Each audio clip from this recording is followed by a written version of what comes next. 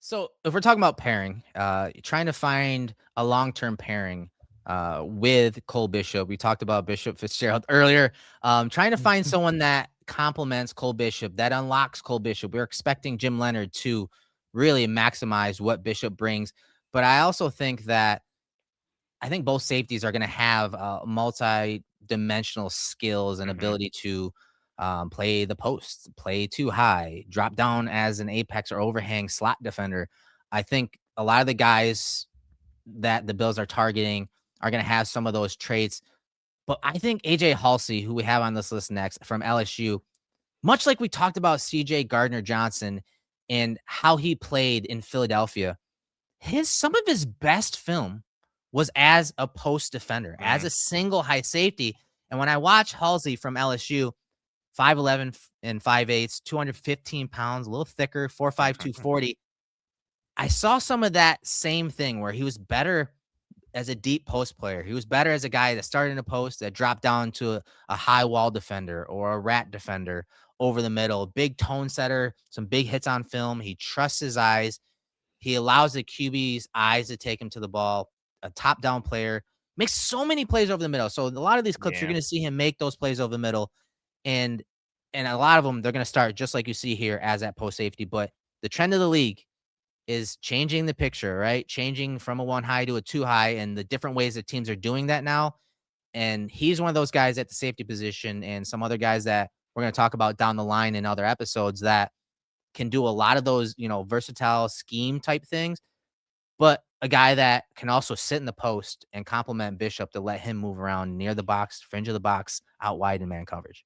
Yeah, just a guy who always seems to be in and around the football in a multitude of ways. Yes. 10 career interceptions, Mm. 19 career passes defended, 4 career forced fumbles. I think if I didn't write it down, but I'm pretty sure his nickname is Mr. Gimme That, which Mm. goes back from high school because of his tendency to always make plays and take the ball away. Gardner Um, Johnson, man. all right, there you go. Like I just I just like his for a guy who is bigger at the safety spot, 215 pounds.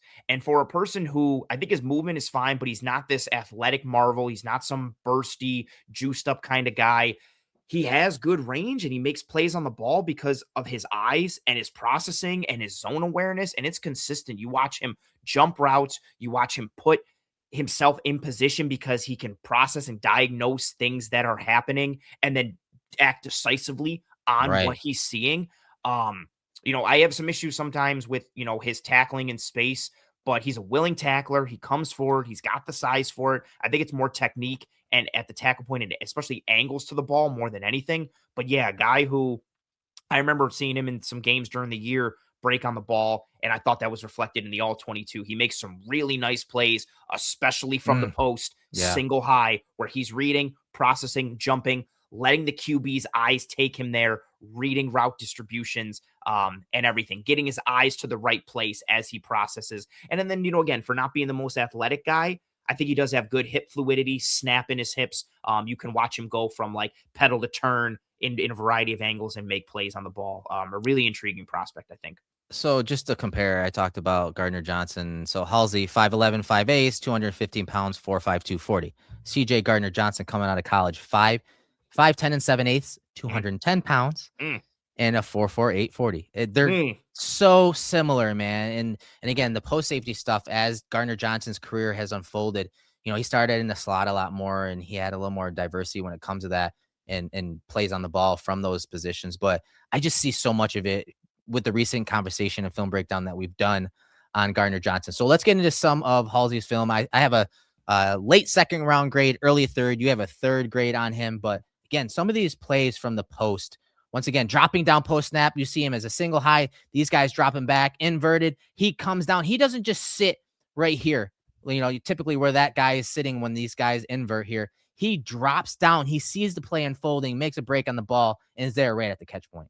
Yeah, he just good timing, understands how to pace things. You'll watch him bait quarterbacks, but also be able to close on routes. Like, even look at his movement here. Like, he's processing Yep. the angle of the route. He comes down and he's playing it, on an angle, but watch his feet. Like, he's processing, he's reading the route. He's not getting too shallow, he's not getting too over the top, and that allows him to take an angle right to the catch point, go around the receiver, and then punch right through and knock it down.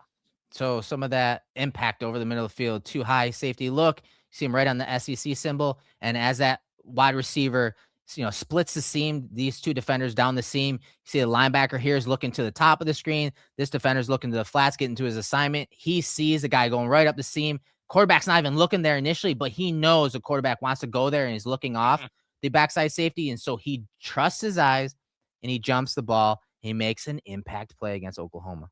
Yeah, he makes some of the prettiest like jumps on the ball where they're like those highlight ones where the receiver is like ready to catch it and he, no pun intended, just jumps in front and is like, give me that, and just jumps in front and takes it. You see that on this one. Look where the QB's eyes are. Yeah. He's looking to the field side. He's processing, seeing what's happened. Now all of a sudden, he gets his eyes to the back, to the backside, I should say, gets him on 12, fires it, and Halsey's reading it the whole way. The You whole see it way. from from the sideline angle. Like he sees the route, but look at where his eyes are. His eyes are on Mateer, the quarterback. So he gets over the top because he sees 12 break inside, and he's just watching Mateer, waiting for him to throw that, jumps in front, and he takes it. You see that so much on his tape where he's reading the QB and then just jumps and makes the play. Here's a single high safety look. You see him fake like he's going to come down into man coverage, then transitions back deep, gets his read on the quarterback, and once again against Oklahoma, make a play at the catch Mm. point, drive on the ball, and break up the pass at the catch point. Yeah, really good sense, seeing what's going on, efficient angle to the ball while it is in the air. Could have had another interception. Yeah. Also making another play on 12, wide receiver for Oklahoma. Rough day for him in that relationship there. Drifts a little bit. 12 does that, is not Halsey. Yeah, just again, decisive, right? Reads what's going on, puts his foot in the ground, gets forward. Like he trusts his eyes, he trusts what he's seeing, and it's understandable with when you've made as many plays on the ball as you have throughout his career and you've had that type of nickname since high school time. You're a guy who trusts himself, has confidence in himself, and it's understandable when you watch him make these plays on tape.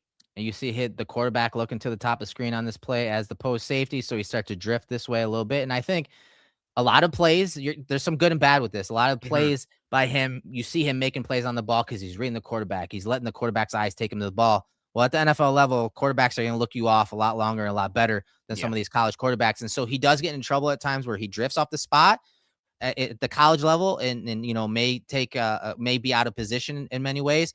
But and I think that at the next level is going to happen more. But here you see him drift with the quarterback initially. Quarterback then switches his eyes down to the middle of the field as that crosser's coming. You see him close as the scramble drill ensues.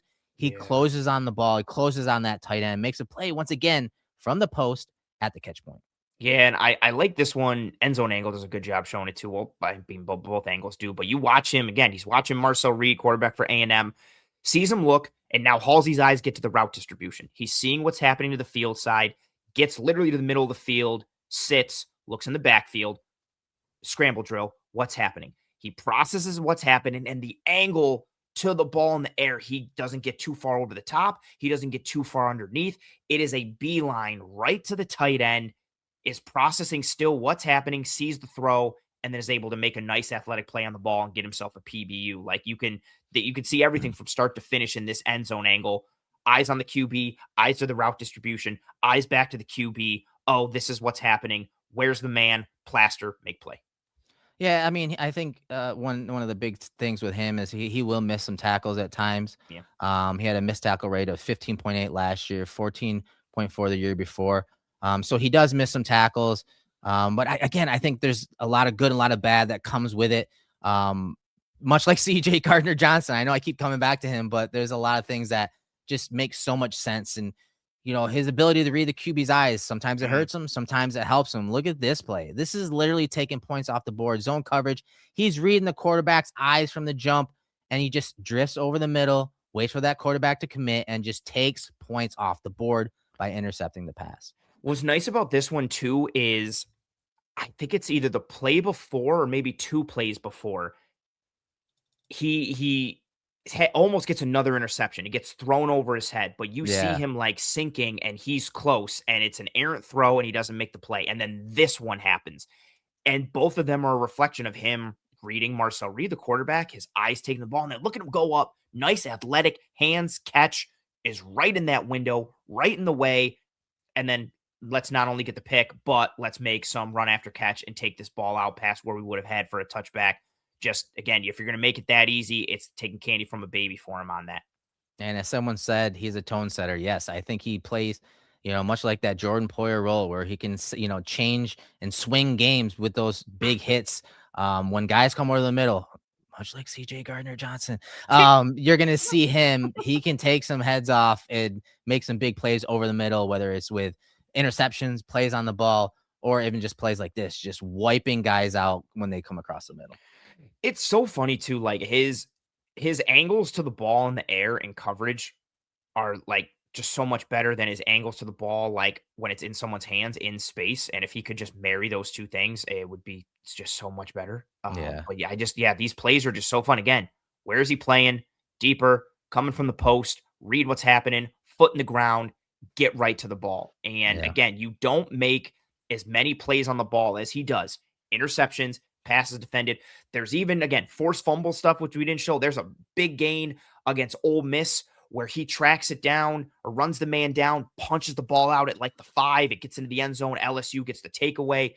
You don't make all these plays if you don't have the mindset for it, and especially the coverage stuff, the passes defending the interceptions. It tends to be in the right position at the right time. And that's not by happenstance. It's not by accident. He did it at New Mexico. He did it at Houston. He did it at LSU. It's consistent. He did it all the way back in high school. And I think that type of playmaking and ball production deep. And then Cole Bishop gets to be the down safety, but you could still flip and still do some other stuff there. Really exciting proposition.